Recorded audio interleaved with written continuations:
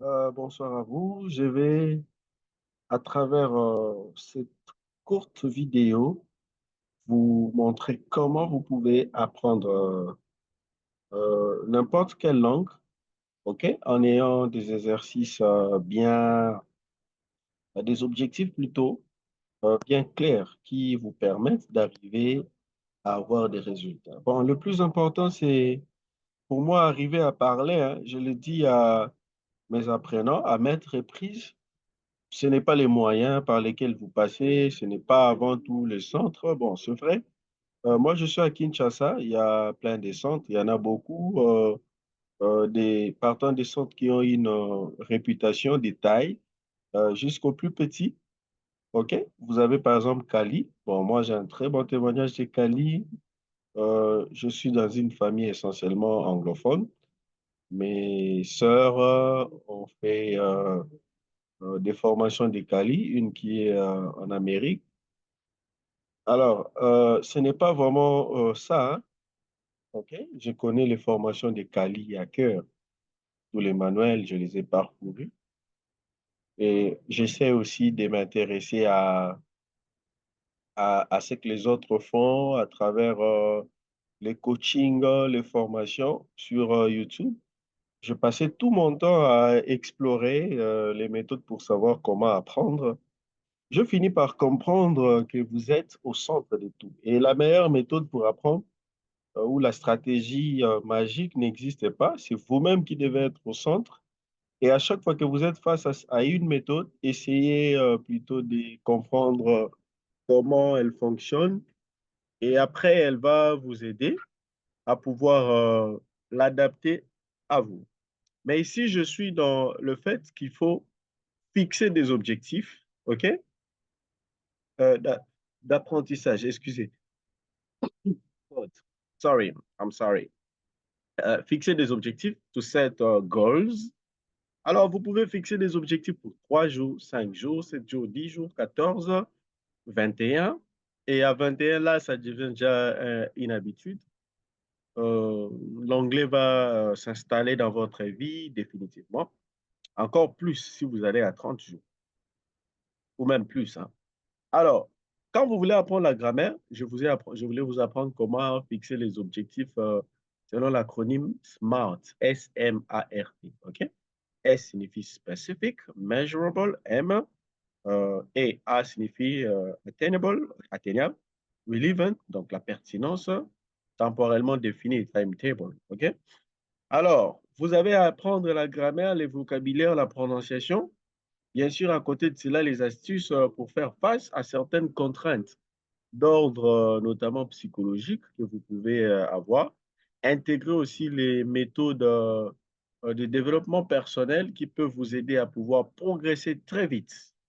Voici par exemple pour la grammaire, en fixant des objectifs spécifiques, ça peut être apprendre et utiliser correctement un temps de conjugaison. Par exemple, le présent simple.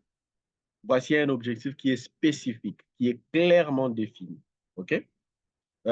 Si ça doit être mesurable, vous devez vous dire, par exemple, que vous devez réussir à former et utiliser correctement des phrases avec ces temps, avec ces temps dans des exercices écrits et oraux.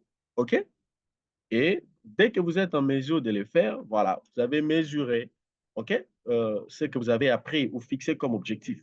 Atteignable, vous consacrez, par exemple, 30 minutes par jour à la pratique des exercices de grammaire spécifiques à chaque temps. Alors, vous vous posez la question, est-ce qu'en 30 minutes, cela est faisable? Bien sûr, en fonction de votre temps. Est-ce qu'en 30 minutes, c'est possible? Si je me fixe des objectifs, je dis en 3 jours, je vais bien me fixer sur l'utilisation des temps de conjugaison, le futur, le temps présent, le passé et le futur. Je prends 3 jours et je dis pour chaque jour, c'est 30 minutes. Et 30 minutes pour apprendre le présent simple, c'est largement suffisant. Relevant, améliorer la compréhension et l'expression orale et écrite grâce à une maîtrise accrue de la grammaire. OK? Donc, Relevant, là, c'est, vous voyez un peu dans votre vie, euh, si c'est faisable, hein, si ça s'adapte à la réalité de votre vie, ainsi de suite. Alors, et temporellement défini, c'est par rapport au temps, maîtriser l'utilisation de ce temps dans les situations de la vie quotidienne d'ici la fin de la deuxième semaine. Bon, c'est ce que j'étais en train de dire.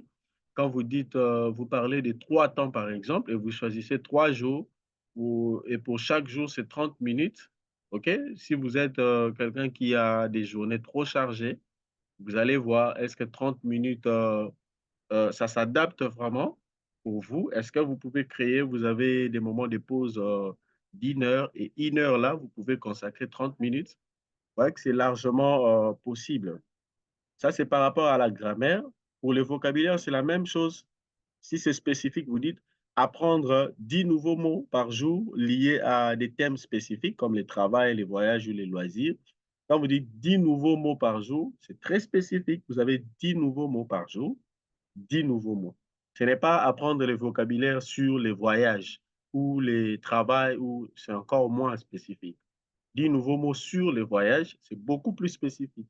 Et vous allez voir que dans la réalité, avec des exemples ou des phrases que vous allez apprendre à côté, ça ne sera pas seulement 10, ça peut aller au-delà. Mais avant, on est très spécifique parce qu'on se fixe déjà. Être capable de définir et d'utiliser correctement ces mots dans des phrases simples, après les avoir utilisés, étudiés. OK? Là, vous mesurez, c'est OK, you can measure what you have set as goals. OK? Donc, vos objectifs doivent être très clairement définis. Atteignables, est-ce que c'est possible d'atteindre ces objectifs en 10 jours? 10 nouveaux mots, OK? Un mot par jour, est-ce que c'est atteignable? Oui, je peux arriver à l'atteindre. Really, est-ce que ça rencontre la réalité de votre vie? OK, vous faites quoi dans la vie? Est-ce que vous avez du temps libre, ainsi de suite, pour, que vous pouvez consacrer à cet apprentissage? Et timetable, donc là, c'est ce que je disais, 10 mots, en 10 jours et vous pouvez prendre par jour, 20 minutes, comme je l'ai dit là, OK? Est-ce qu'en 20 minutes, ça peut aller? Voilà. Et par rapport à la prononciation, la même chose, vous pouvez dire: «Je vais améliorer la prononciation des sons difficiles en anglais», comme, les TH, comme les R de l'anglais. TH est une consonne en anglais qui n'existe pas en français. Les R de l'anglais, R, n'est pas les mêmes R du français. Recevoir des commentaires positifs lors de la pratique de la prononciation auprès des partenaires, d'études ou d'un tuteur. Ça, c'est pour mesurer: «Ah, bah, oui, vous prononcez bien la lettre vous prononcez bien la consonne TH, OK? Atteignable, pratiquer la prononciation à haute voix pendant 15 jours par jour. C'est ce que j'étais en train de dire. Est-ce que c'est faisable? Oui. Voilà, relevant, ça rencontre la réalité de votre vie. Une fois de plus et temporellement, défini, parvenir à une prononciation plus claire et plus précise de ces sons d'ici la fin de la troisième semaine. Voilà. J'espère que cette vidéo va vous aider. En fixant ces objectifs SMART, vous aurez une feuille de route claire pour améliorer votre anglais de manière ciblée et efficace en autant des jours que vous avez choisi. Alors, pour faire simple, hein, il sera nécessaire ou beaucoup plus stratégique de pouvoir ne pas segmenter ces objectifs, mais plutôt les intégrer.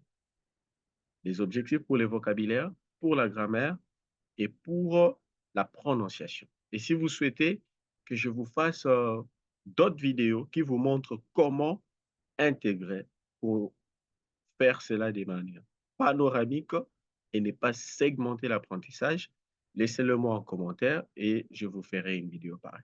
Alors, je vous dis merci de votre attention à tout ce que je fais, à mes contenus. N'oubliez pas de vous abonner à la chaîne pour ne pas manquer très prochainement de contenu en rapport avec l'apprentissage. Alors, je vous dis merci et